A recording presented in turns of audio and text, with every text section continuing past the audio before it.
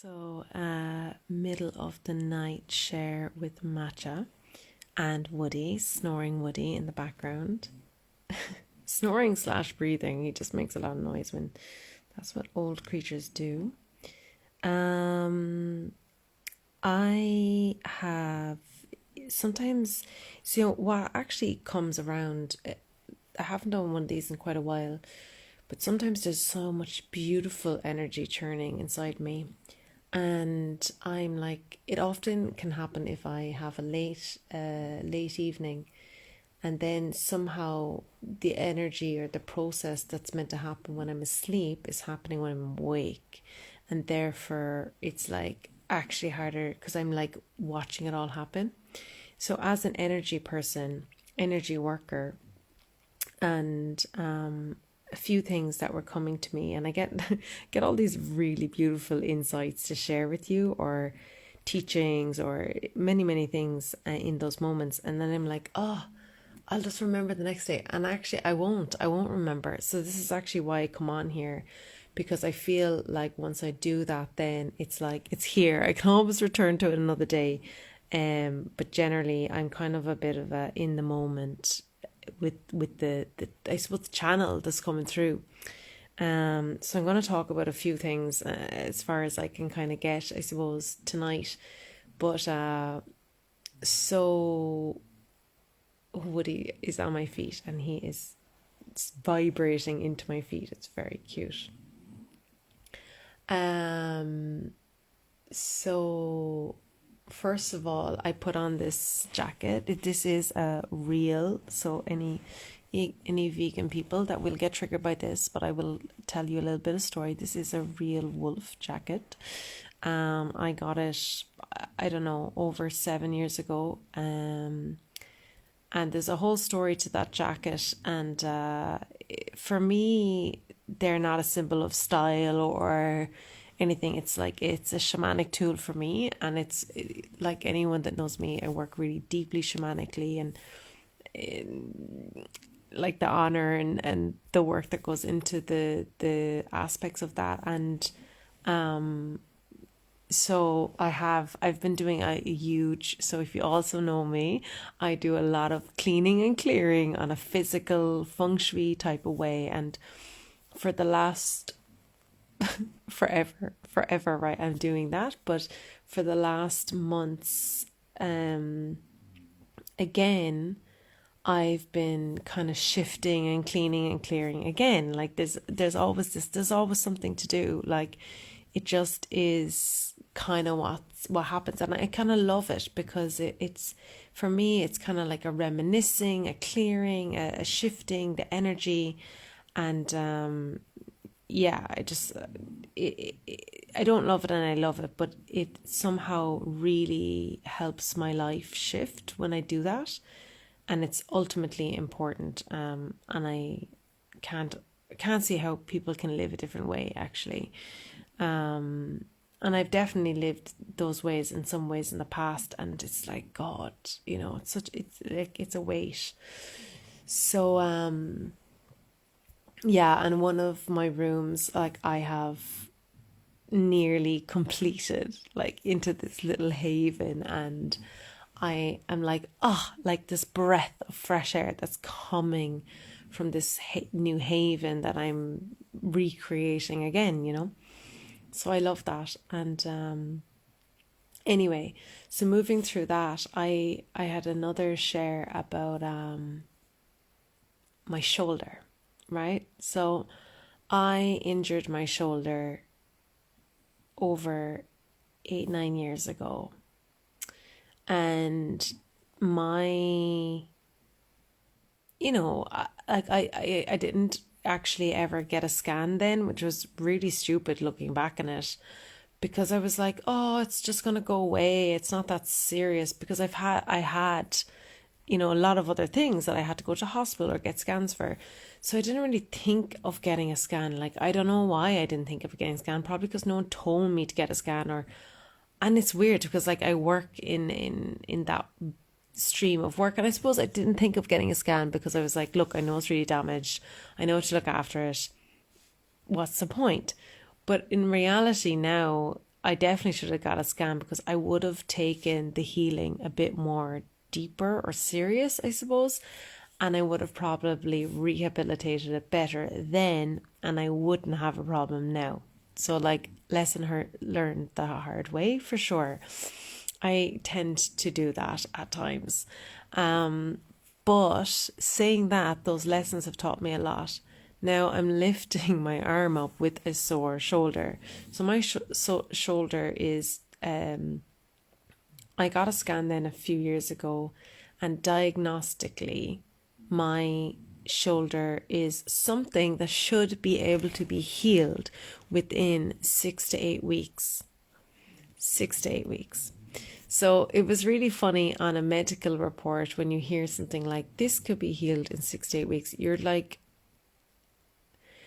okay, like, yeah, I'm going to disagree with that. So the reason, I think I might have mentioned this story a little bit along the way, but the reason I'm mentioning it now again is because what my shoulder, right, like just my shoulder alone has taught me. I'm pretty sure Woody is really loud in this live, so like we're just gonna have to get over it. He's a snoring dog, breathing snoring dog. Is that I'm gonna come back to the jacket in a while, but I was in the healing of my shoulder, and I remember going to a Mother Aya ceremony many years ago, and someone said, actually, I actually went to a mushroom ceremony many years ago. And this is actually one of my first times really speaking about this kind of stuff publicly. I would do it more in person, but I'm doing it more like out publicly in my Instagram. But even though I talk about things, but I haven't done it so much here in this conversation as much as I am going to now. But and I was like, so I'm going to talk about the mushroom action first. And I was like, this ceremony is to heal my shoulder that I haven't been able to fix or heal no matter what I've done. And it was already a few years in.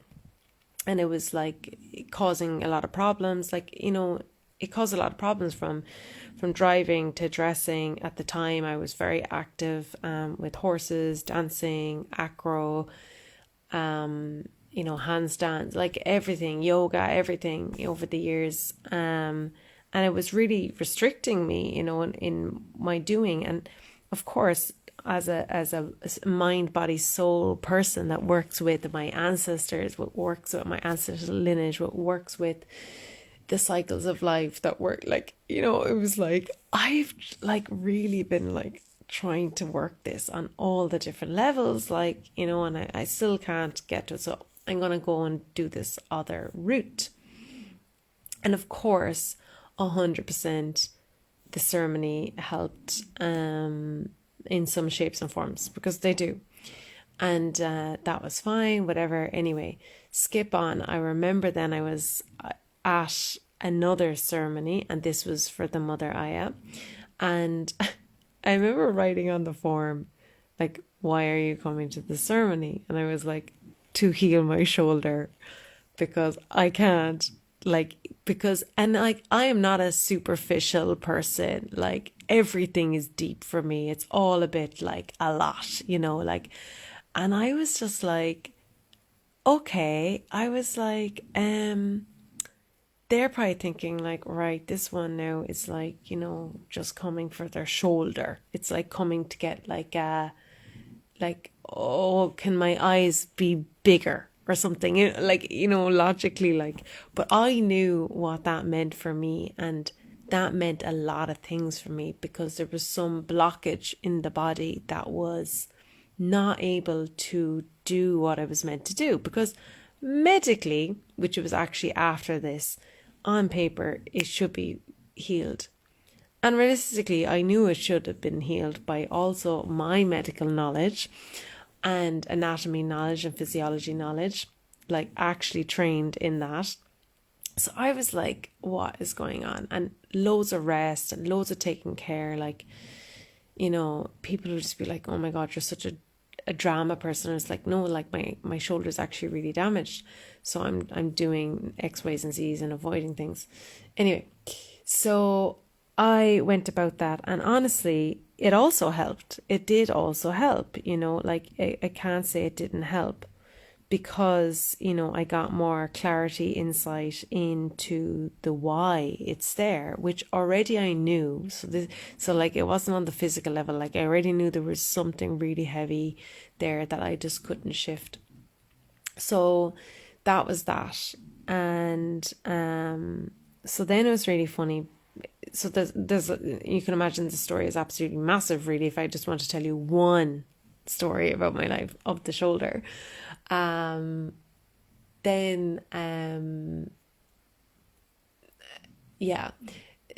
there's like, it's just growing arms and legs even in my head now, but like basically what happened was I was like, right, I'm like on a mission now to like fix my shoulder. You know, this was my mission, because my shoulder was limiting me on dancing. It was limiting me. So like still up until with the horses, like everything, driving, still affecting my life basically. And sleeping was a big one as well. Like I'd wake with pain or find it hard to go to sleep with pain. So then what's really interesting is I was like, oh my God, I am actually going to get to the end of my shoulder issue. I was like, I'm going, you know, I'm on this mission now. And by the way, there's about 2 years where I kind of took a step back from a lot of like physical training to kind of minimal training. And in concept, to me, probably I was moving a lot more than the average Joe. But in that time, my whole body changed, and I was like, this is my route to healing. Like I actually need to let go of all my training, all my practices, all my fun things as well. Like just let them all go and just see what happens in my body. And like, to be fair, I definitely felt really good from that. It was like I had a real redigesting time. Like it kind of fell in with a lot of other stuff that was shifting for me, and I felt that my body needed that. And then I could feel right, my body's ready to start moving, like start shifting again. And I was like, okay, so we're going to start shifting again. Shifting. So I was like, okay, I need to start moving, because my body's actually telling me now, like I really need to start doing like harder physical stuff. Like this is what your body actually needs. You've done this kind of more slowing down thing, but now we need to shift again. Like, okay, fine. So I started doing that, and then I was like, right, I'm going to focus on my shoulder a lot to rehabilitate and get that back shoulder going. It was going actually pretty good until I hurt my back this year. When I hurt my back, I could barely do anything, not alone look after my shoulder. So the shoulder got a total back burner. I am nearly 7 months into my back injury. So it was pretty severe. I suppose it is pretty severe. And I ended up trying to manage my shoulder in between that, but it's like my whole body was, you know, trying to manage a lot of different things. So funny enough, I'm now after getting much improvement from my shoulder, I'm kind of pretty much back to where my shoulder was maybe before the start of this year. So that's a nice little sharing funny story, because for me the shoulder is it's representing a lot of different things. Okay, I'm going to flip back to the wolf story now. So the wolf jacket, right? So there's the wolf jacket. So I grabbed this wolf jacket because the wolf jacket was out hanging on my door, and I decided to come down here, and it's obviously really cold, even though my house is actually not that cold because I just had the heating on before I went to bed. But I knew I'd be sitting here and I would probably get colder. So I put it on, and then I was laughing because my pajamas has sheep on it. Let me see. It has sheep, right? And I said, like, oh, this is really funny. I'm a sheep dressed up in a wolf jacket. Like, like if you know the saying, right? Like what they say is, you are, what do they say? They're a sheep dressed in a wolf jacket. I can't remember. I can't remember the saying. Anyway, but I was like, oh my God, this is so funny. Now, this flips back to my talks and shares about safety, vulnerability, rawness, lots of different things. So for me, as you know, my work, safety is a really big part of my work. And I was thinking a lot of this in the last year and before, and it's like, a big part of what I bring forward. And unfortunately, I am a person that at this time in my life, safety is quite a big piece of, it's such a big piece of what I feel like as a community and as a collective of people, and definitely women, that we need to have a big shift in. And how safety for me has been is, I suppose, like this is a huge topic, but like for me, I brought up recently in a post, I think, about how when I was younger, women, like teenage women, would literally have attacked me. And when I would like ask, like, why were they attacking me? They had no reason. And they would say, I don't need a reason. I just am. I just am. Like, like I'm coming with the attitude now, right? Like, I just am. And I just want to say, like, I had this conversation with someone recently, and I have never digged a woman in the face or in the body. I've never like hit a woman, ever. And I was thinking about that. I was like, no, I haven't. And now maybe you're like, isn't that just like a normal thing that women don't go around hitting each other? I'm like, yeah, for most people. But like when I was younger, in my teens, I have been hit by women and by men. Okay, so like just like to, bring it into perspective, I have been hit by men in the face, and I have been hit by men in the body, and I have been hit by women in the face and in the body. And I have been hit by horses in the face and the body as well. Like, so my body understands what being hit is, right? So, and I have been hit by the floor as well in my body and my face. So like I have been hit, like it's something I understand. But I haven't hit actually a male-bodied person in the face or in the body. Like with the, like like friendly dig or something, like oh, like something like that to a guy, but to never with aggression,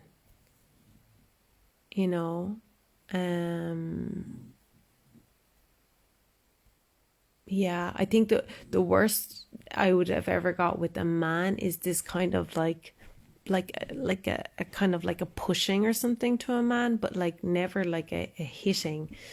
And that would have happened very, very, very, very, very little, like a tiny, tiny drop in my whole sphere of my life.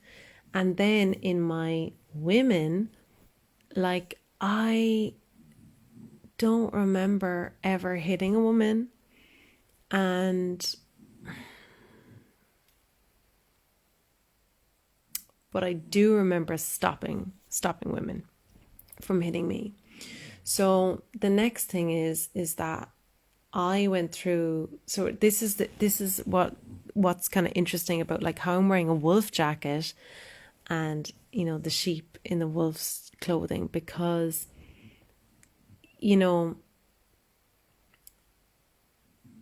abuse doesn't have to come in a physical form. It comes in lots of different forms, and abuse is abuse. And in different countries and different worlds, abuse is different. And that fascinates me. That really fascinates me. That also fascinates me around animal abuse. So animal abuse is obviously a big part of my life, working with animals. So, like, the whole thing is just fascinating. We were having a conversation recently as well with someone around child abuse. That's really interesting. So, like, it's massive. Like, it is just massive. But what I'm trying to bring it down to is safety, is like where safety is. And for me, what I was saying earlier about, like, safety isn't the best thing for me as a person to come out about safety, or to come out about consent, for example, or boundaries, or to come out around what it feels good to be safe. Because what I've learned over the years is someone else's safety is not your safety. It's very hard to be understood. And what happens is, if your safety is not their safety, there's just not going to be understanding of safety, right? So it's fascinating. I am not going to say I am the safest person you could be around, like, because my level of safety, or trying to be safe for someone else, is impossible. I can only have the conscious awareness to be as maybe kind is the word that's coming to me, kind, aware of someone's hurt, traumas, healing, sensitivities, vulnerabilities, all of those things. But I am also very human. Oh, my ears are doing some really crazy stuff right now. I am also very human, and in that humanity, I am also, effed up. Like, as in, I am also whole and very perfect and harmonized. But, like, I also carry stuff. I carry stuff from my lineage. I carry stuff from my ancestry. I carry stuff from my mother and father. I carry stuff from my traumas as a child. It's there. None of us are removed from that. That's why monks sit in monk temples and just work through shit like this. They just work on dissolving to zero, right? Like, it is a practice. So, and then you don't even get triggered by anything, because you're just living monk life, like, totally different. So, in this, clearly this is bringing me a lot of joy, just even talking about this. So in this, safety, we cultivate safety in ourselves. And what I've noticed in my physical form, like, so I'm going to flip into the horses, is that, oh my God, like, I've talked about it a bit, but, like, oh my God, I felt so unsafe around my horses. I have worked with insanely hard horses, dangerous horses. Professionals wouldn't work with them. And I didn't feel unsafe, because I had a communication of safety, and I felt safe in myself to understand the dynamic of the situation. And and maybe with people as well, but like what was really interesting in the last year with my own family, with my own horses, I felt really unsafe. And it's because they had a responsibility in our dynamic of, well, you can look after yourself to X degree, so we will behave X degree, and this is how we'll get on. And I was like, no, I actually can't be around you like that, because I am now injured.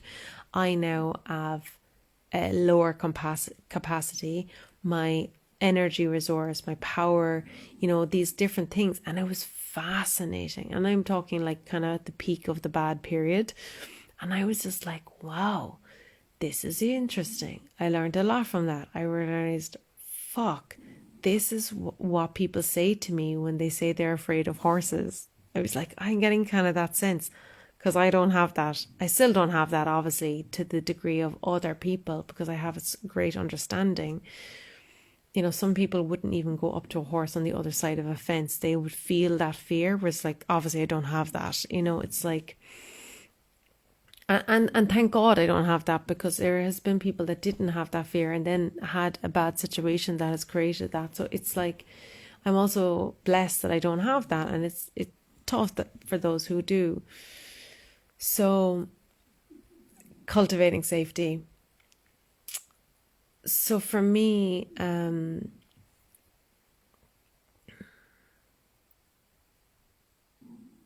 it kind of is, to flip back to the wolf energy, right? So obviously she wolf, like, it's like the wolf, like I actually can smell wolf off this. Like, that's why this is so amazing experience. It's like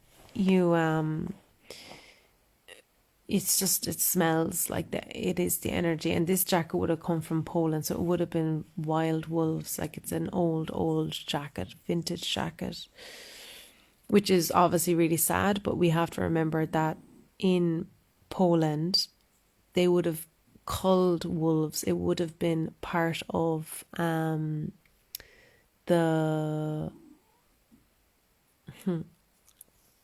it would have been part of the culture to cull wolves. And farming wolves back then wasn't a reality. And I don't really know if it is now, but like, okay, flipping into the wolf strikes and getting a little bit tired now, and my brain's like, whoa. But like, it's really late actually. I don't stay up late at all these days. So what happened was, the wolf is a great example of what I'm trying to explain. Is over the years I got really vulnerable and really raw, and not only the outside people said that to me, is like, I knew it myself. Like, I've taken down more masks.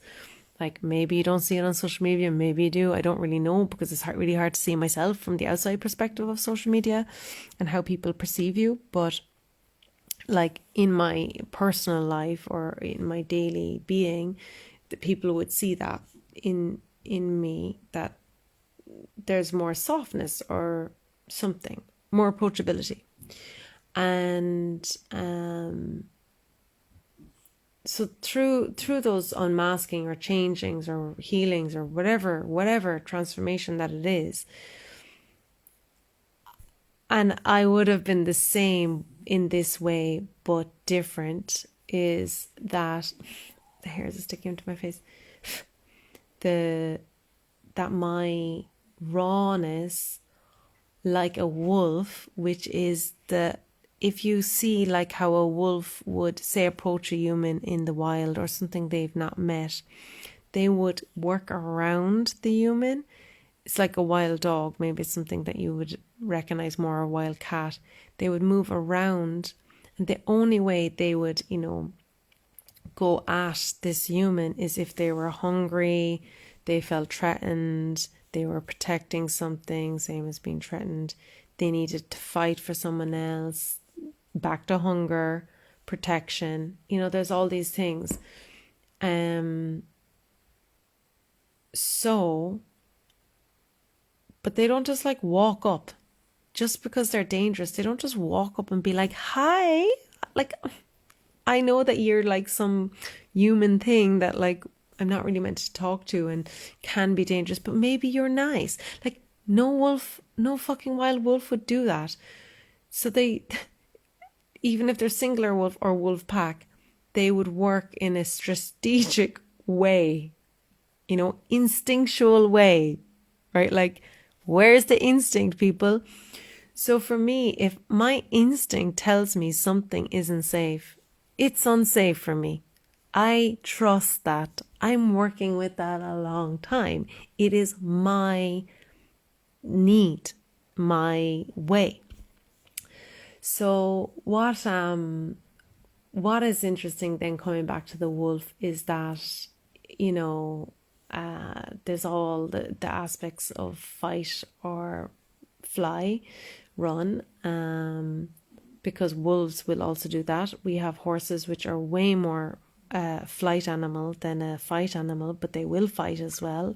So they're very interesting animals actually in the wild, because they have very similarities, and depending on where they lie in the pack, actually, interestingly, and why they're fighting and why they're running. There's so many reasons there, but the coming back to the safety thing is that survival is ultimately a base root chakra thing, right?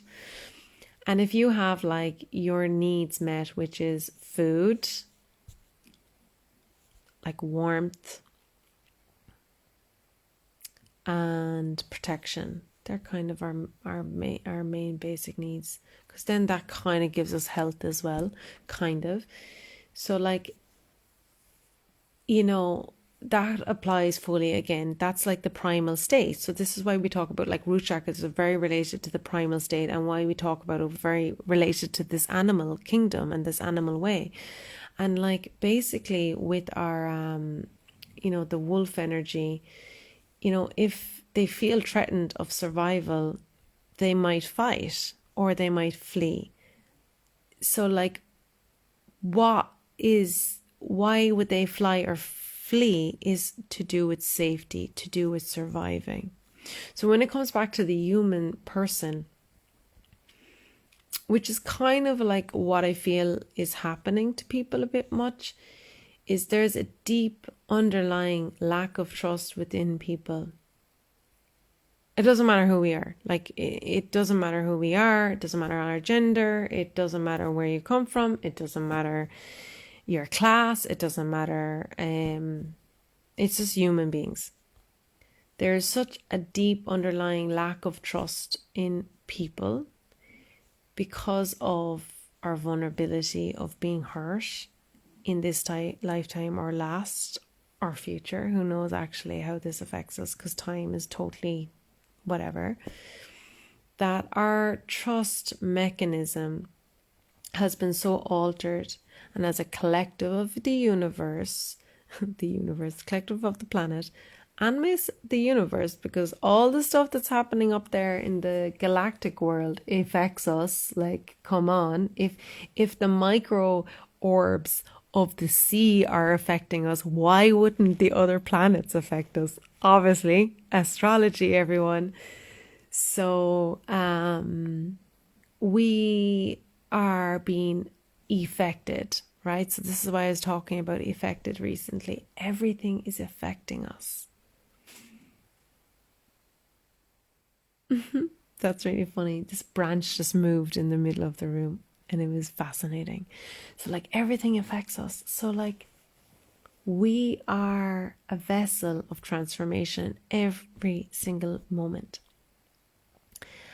And our bodies and our minds and our spirits are incredibly, incredibly, incredibly powerful. I know this by simply saying a sentence or simply chanting something very quickly, like boom, things can change. Like, we can change things in a very moment of reality.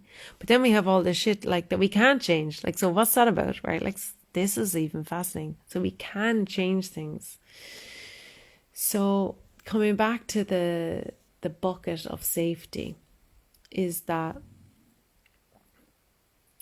humans have broken down this trust, and then what happens is the more we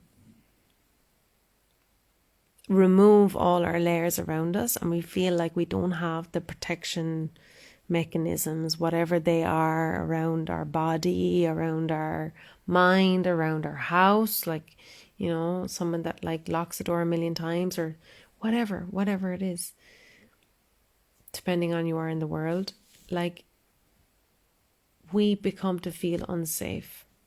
And I don't know about you, but when I've traveled, that's an experience I've also had. It's like, oh my God, I thought I knew what safety was. Like, I actually thought like I was a safe person.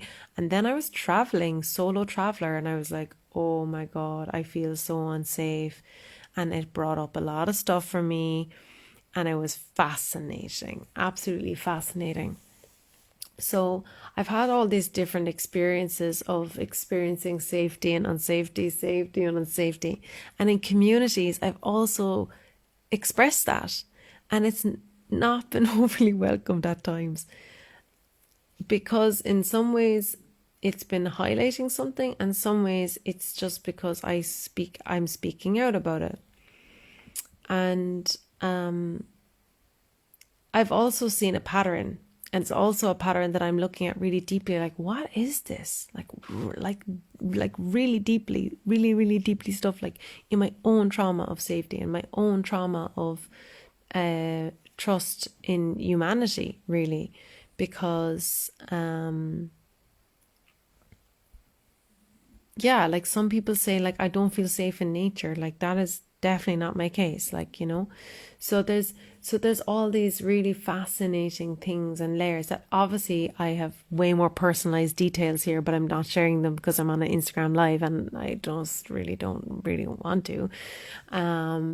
But it's fascinating because ultimately when we feel safe, I had this experience at, I did my ISTA level 2. So I'm kind of sharing a little bit more about stuff. So ISTA level 2 is, what do they call it? It's basically a shamanic sexual training experience. There's loads of things in it, right? And I went through this one. And I had this experience. I'm not sure if I've ever shared this story with you. I know I've shared some stories from those experiences of different trainings, but this one was really interesting. I had I've had a lot of experience in those spaces as a facilitator, as a recipient, as a participant, as an assistant. And I had this experience that brought up this real interesting chaos for me, and I was like, what is happening? Like, I couldn't manage the situation in this moment, and I was like, oh, like I kind of was like, oh, like I don't know what I'm doing here. And I was a participant, and I was like, so if you ever have a trouble with that, like, you call over a guide or a facilitator. So I called over a facilitator. I said, like, I just need time out. Like, I just need to, like, figure out what's going on. Like, there's something moving here for me, which is normal. This is the whole point of these experiences, that you go through these transformations. You're not meant to be like, I am just perfect and I'm just not having experience and everything's easy for me, because that's kind of pointless. Why are you even there? You know what I mean? Like, that is not the purpose. That is a social environment. That is not a spiritual transformation healing. So for me, I'm all about, like, get to the raw stuff, get to the hard stuff, get to the challenge. So in this moment, I was like, whoa, this is a really simple exercise. It wasn't anything like really deep and like churning, not a lot of, like, there didn't seem to be anyone else really having anything bother. It's a huge group of, like, I can't even remember, it could be 60 people or something. So I was like, what is happening? So I had a pause with one assistant, and I was like, okay, yeah, I'll just like, take their advice, whatever. Went back and it was like not working again. I was like, no, there's something here that like is just not, you know. And we were switching partners like really quickly in this exercise, and I was like kind of going through like a lot at the time in this moment. So I called over another, it was a facilitator, one that I kind of know for a bit longer than some of the others. And I was like, look, they really got me like to a fucking T. And I know why they really got me to a T, because I really get them to somewhat of a T. And I was like, look, this is what's going on for me. Don't really talk about the details. And I said, like, it's just bringing all this stuff for me. And they were just like, they knew exactly where I was coming from. And they put so much fucking power back into my being. Like that what they said in that moment was ultimately so perfect. Like, I don't forget those moments. I felt so like met. I felt so supported. It was exactly how I was able to do something like that for other people. So it was just like, it was the thing I needed. It was like, I think I needed. And I felt this deep safety. So I was experiencing a deep unsafety, and layers of other stuff on top. Then when this lead facilitator came and just met me fully in this moment, I experienced a full safety experience. And the next person I was paired up with, I had a really good experience with. And it was still hard because there was just a lot moving through me. If you've ever done any kind of shamanic, it doesn't have to be anything orientated around sexuality, or relationships even. It just is a very deep practice of transformation containers. This one brought so much, but it taught me a lot, and that's kind of the whole point, is to see the sides of the coin. And so like I was this person that felt really comfortable in those environments, but this moment there was just so much happening for me. That story is kind of actually it could be expanded into another part that extended on from that. But I can't tell you everything here. So what I'm kind of gonna leave with this is that facilitating safety, in my experience,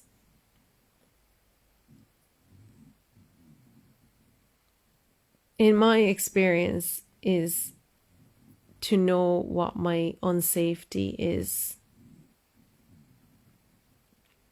And I think that's like a bit of a superpower for me, because I know what and when I feel unsafe. And what's happened over the years for me, which has been, I'm very publicly going to announce that, which has been 100% pushing me out of environments or communities or spaces, or feeling like a little bit more isolated, or being more isolated, or being more alone, or being more solo, or whatever it was or is basically saying, I feel unsafe. This is not okay for me. I don't feel good. And what's really interesting is that I was pulled on that multiple times, on pulling on different aspects. And it's something I really feel for me over the years, is that my life would have been easier. This is a really weird and really, really like public thing to say, but like my life would have been easier if I say nothing. That's why people say nothing. That's why people say nothing. That's why they don't say things. They don't say, I don't feel safe. I don't feel trust. I don't feel, yeah, like, you know, and it's nothing, I was going to say, it's nothing personal. It's fully personal and it's nothing to do with the person. If one person does not feel safe, then they don't feel safe. Like you can't tell them, but you are safe. You cannot tell the person that they need to feel safe. It's like feeling forgiveness, giving gratitude, giving love, receiving love. You have to learn. Like you have to experience. You can't just go, oh, I receive love and you receive it. No. Or I receive divine sexual energy. I have it. No, you can't say, I have a fit body, like a muscular fit body, and just have it. It doesn't work like that. It doesn't matter if it's on the fucking energetic. It doesn't matter if it's on the fucking physical. It doesn't matter if it's on your soul. It kind of needs to be a process. It needs to be a job. It needs to be a work. So it's kind of fascinating. Because when we go back into time, capsules of time, I'm actually very uncomfortable here because my back's getting a bit sore. Let me see if I can turn it a bit more. Stretch moment is that specifically coming to women, specifically, thank you for hearts. Specifically coming to women, denying your safety as a woman is denying safety for every other fucking woman on the planet.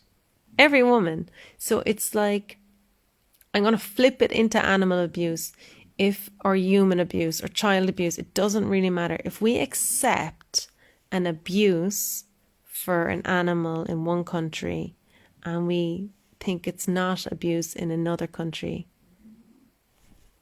it's all affected. It's all affected. It's collective consciousness. If in Ireland, because it's kind of a safe country comparison to other countries, which is not, like, there's so much shit under the ground. Like, there's so much shit there that is seriously, like, we seriously have a really effed up country, sad to say. Like, there is so much stuff there. So much abuse, so much torture. Like, if each woman changes our reality to safety and trust, the energy and the vibration that changes as a collective for the countries that are in the most utter shocking situations of safety and trust can actually change. So, like, it is my belief system that the safety of our world, and this comes to like my deep loving care for Mother Earth, you know, my conscious living life to protect the planet, right? Like, sounds ridiculous, to be honest. Like, how can I protect the planet? But like, I can only do my part. I can only do my piece of my pie, and that's my consciousness cleared as much as I can, because that's all I can do, and others can just make way. And, you know, I'm not going to be silent about it. And it's the same thing. If one person is going to be not fucking silent and a million people are going to be unsilent, I think that one person is going to just pop, you know? So like, how we need to see it is as a vibration of collection of people in safety. And the deeper we can have that, the deeper we can expand. And I think about this a lot when I bring to my clients. It is absolutely terrifying, I would say, probably. working with me? Is it terrifying or unsafe? And this is interesting, right? Like people say that they're like, I was actually really scared. I am actually really scared to work with you. What is that? Is scared being the same as unsafe? What are we scared of? So that's a whole other thing we'll go into another day. But when I was contemplating this actually, to kind of go into another, you can see that there's so many strands here, literally strands. I was going to this the other day about like women relationships, my queer self, and women relationships as a sexual relationships. And for anyone that's jumping on, I have a snoring dog in the background. So I was thinking about how safety in those relationships was so ultimately important, because I understood what the word abuse means as a woman in a woman-bodied person. Yeah. And because of that, I really honor and respect the woman body of the trauma and the healing that's needed to change. And as a person who facilitates that, it's like, you can't just turn that button off. So when another woman's body says no, says I am uncomfortable, I am unsafe, I do not trust, I am in fear, I am saying no, like, well, then it's a no. It's just no. So on a very personalized level, it's a no for me. And on a work level, it's an obvious no. Like, it was an obvious no anyway, but like like the work is different. So this is so broad now that I'm saying, because it's impossible. But even if someone says yes, that's really interesting. Like when someone says yes, but the true is no, what is that? What is that in our brains? Like, what is that in our body? How can we do that, So that's kind of the hard truth I'm going to leave here with.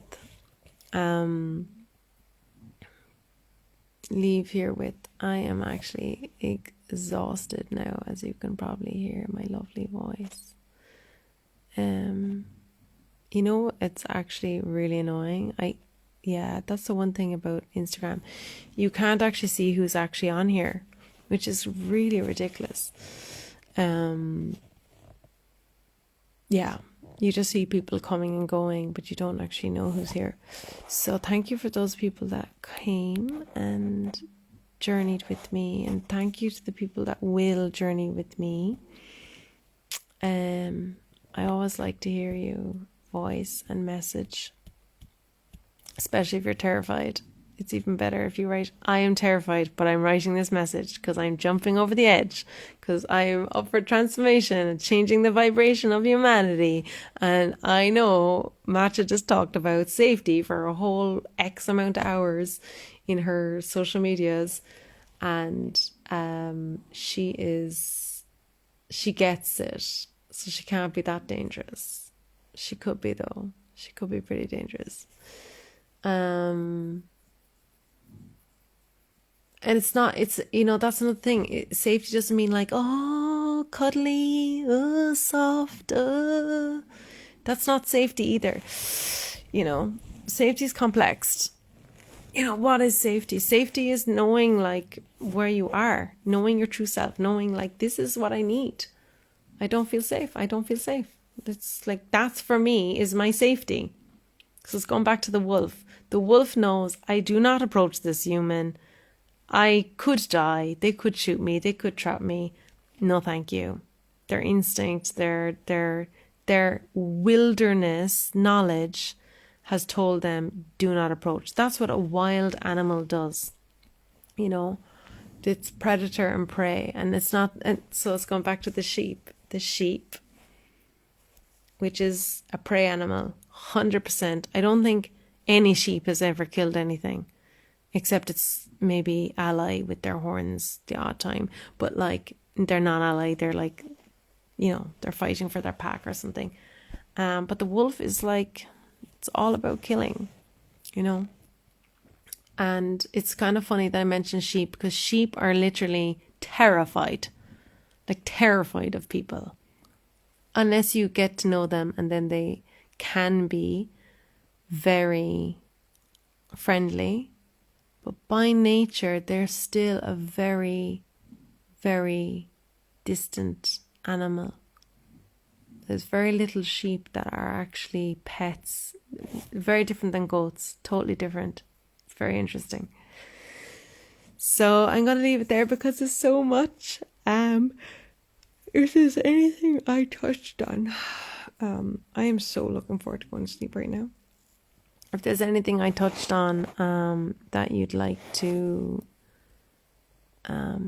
cover and you valued, let me know. Because if you know, I have been running a lot of events and retreats, and I will be running more. And more than none are for women, but there is a lot of gender mix events as well, and they're really mind, body, soul. They're really for the changing of humanity, the transformation of humanity to like step up. Like, I have a real deep passion of people stepping up. Not just becoming a bit healthier. That's always great, get healthier. Yeah, of course. Live a longer life. Yeah, of course. But like, what are you doing with that health? Like, are you affecting the earth by being healthy? Are you changing the vibration of your consciousness? Are you changing your lineage? Are you helping people? Do you have more energy to change the world? That's kind of where I'm interested. Like, how are you changing? And it's possible to change. Okay, it's officially tire time. I'll try to like make some sound and sing a song of some sort. Instrument. Oh, they're too far away. They're not too far away. I actually have a drum here. Let's see if this will play. Perfect. Okay.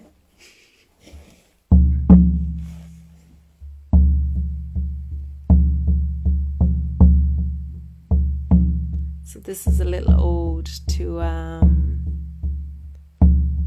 the wolf, the sheep,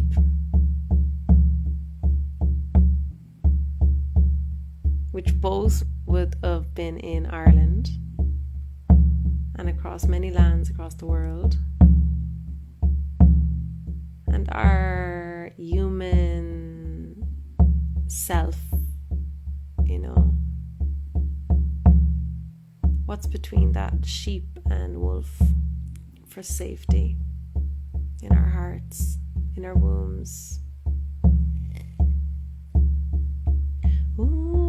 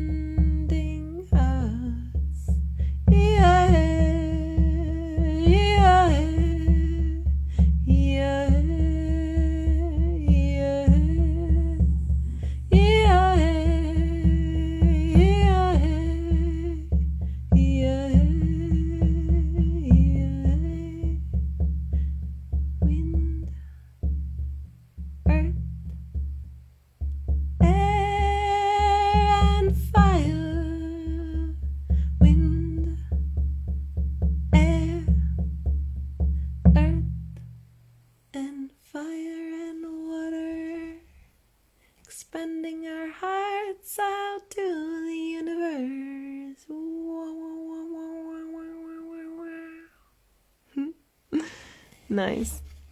Well, that's a new song. I love that. Thank you, everyone. Thank you for bringing a new song. And I've got to let go now. My drum is talking back to me. Slant, everyone. Kolasov, Ihuwa. Slanta.